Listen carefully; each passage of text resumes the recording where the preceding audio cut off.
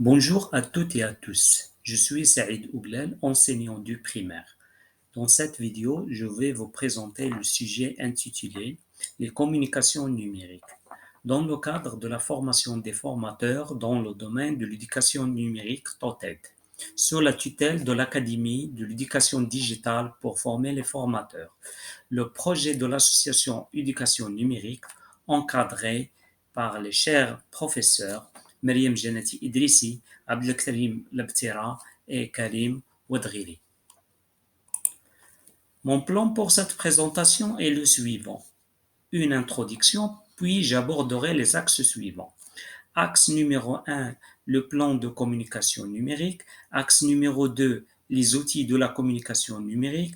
Axe numéro 3, les objectifs d'une communication numérique. Axe numéro 4, les différents canaux de la communication numérique. Axe numéro 5, les nouveaux outils digitaux tendance 2023. Axe numéro 6, les styles d'une communication numérique. Enfin, je clôt ma présentation par une petite conclusion. Cette formation cible les professeurs des 3 cycles. Les objectifs de cette formation sont être capable de développer des conceptions et des stratégies efficaces pour la communication numérique, pouvoir sélectionner les meilleures plateformes et moyens de communication digitale, en savoir plus sur les dernières méthodes et modèles de communication numérique. Et comme prolongement, je cite, élargir le groupe cible pour inclure les étudiants, utiliser ce que les enseignants ont acquis de la formation dans le domaine de l'éducation pour que l'apprenant, l'apprenante en bénéficie.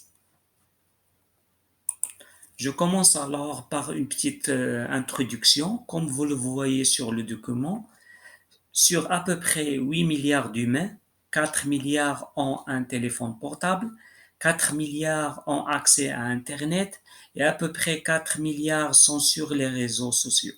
Ces chiffres viennent du dernier rapport de Wire Social. Aujourd'hui, le digital est inévitable pour la totalité des entreprises et ça implique beaucoup de choses pour leur communication. Dans ce projet, je reviendrai sur la communication digitale et sur les tendances à prendre en compte pour mieux communiquer. Commençons donc. Pour tout d'abord, qu'est-ce que la communication digitale?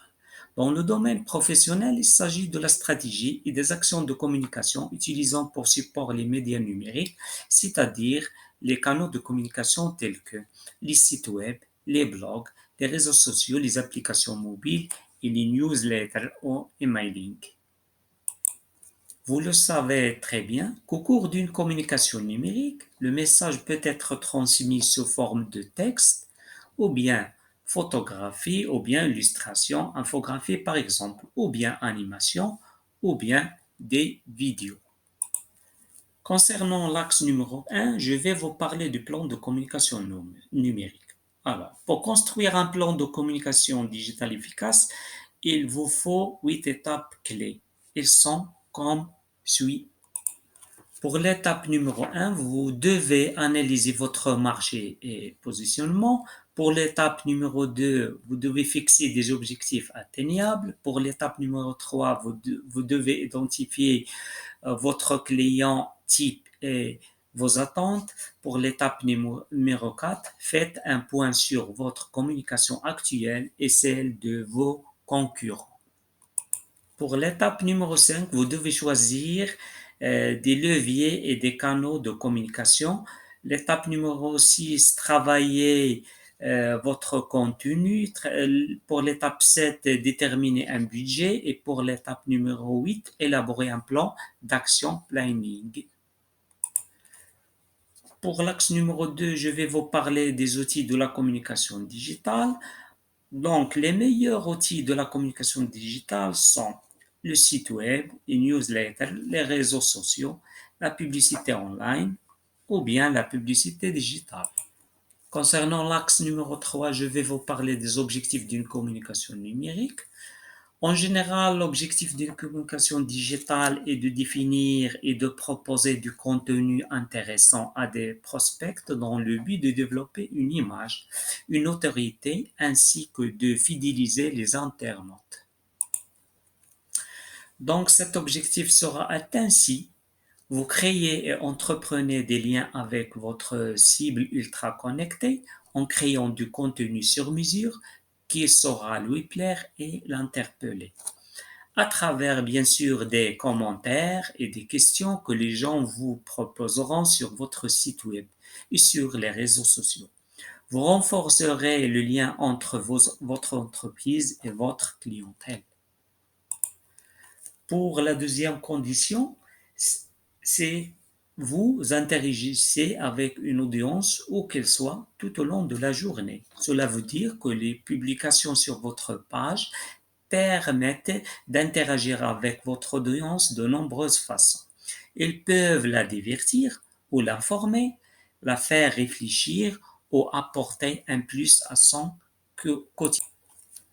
Pour cette slide qui concerne l'axe numéro 4, je vais vous citer les différents canaux de la communication numérique qui sont la télévision, la presse écrite, la presse online, la radio, l'affichage, le cinéma, les réseaux sociaux et la publicité online.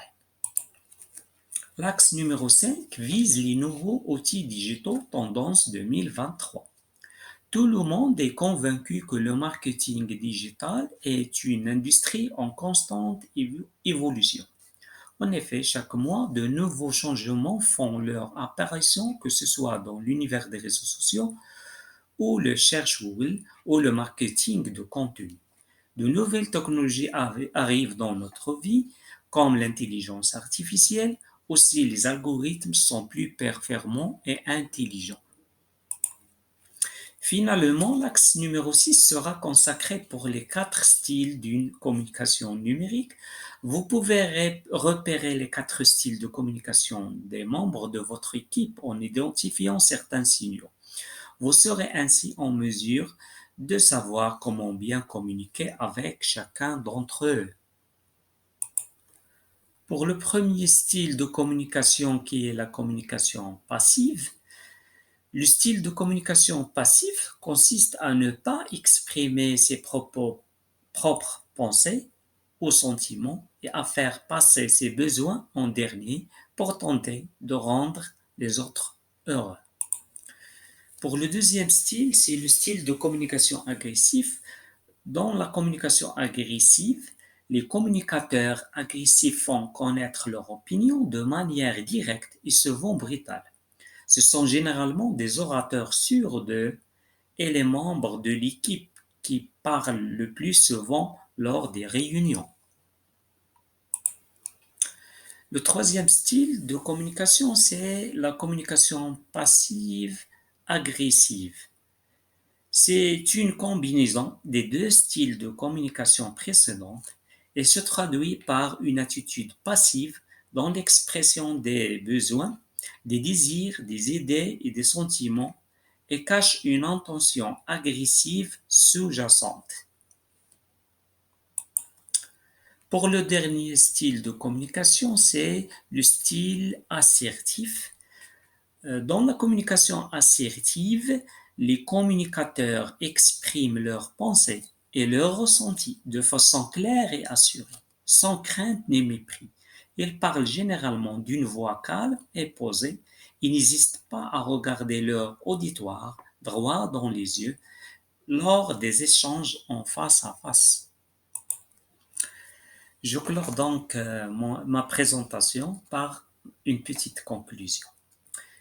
C'est que les outils de communication et les métiers de la communication ont subi une mutation en profondeur et connu une véritable révolution.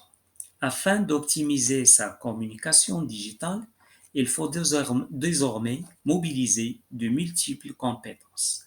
Anticipation, réflexion et adaptation sont les maîtres mots de toute stratégie gagnante dans ce domaine et compromet de très beaux résultats. Pour clore, chers professeurs, je vous dis merci beaucoup pour votre attention et à la prochaine, Inch'Allah.